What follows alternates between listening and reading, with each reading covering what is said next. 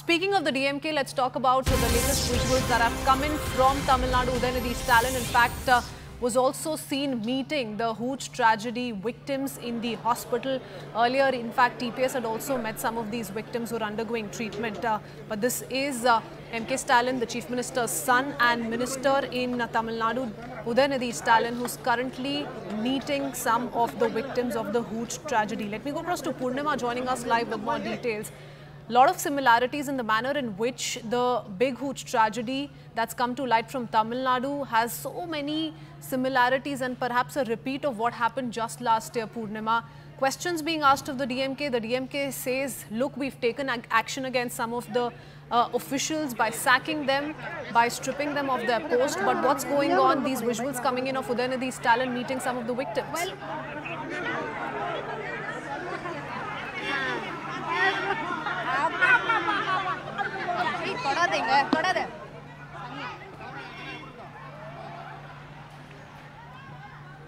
okay, Purnima, can you hear me? I believe she's trying to pick up live reactions coming in. Yes, go ahead. Well, you know, we are outside the Kallakurichi Government Hospital.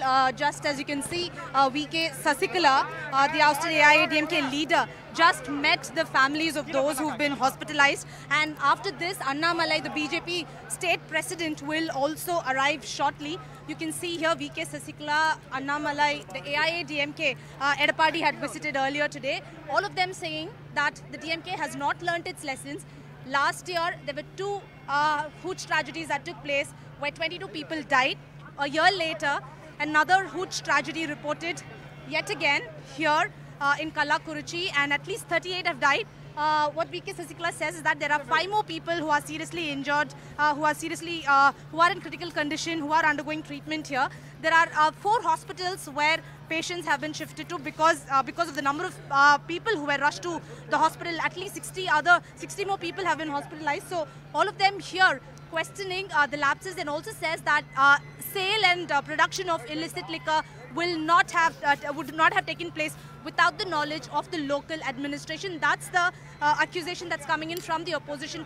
It says that prompt action was taken where the SP of Kallakurichi was suspended. The collector also was in fact transferred, and 4 of them have been arrested in this case, and says that all of them who are responsible for the sale and production of illicit liquor, action will be taken against them is the promise of the DMK, but no lessons learnt is what the opposition says in response.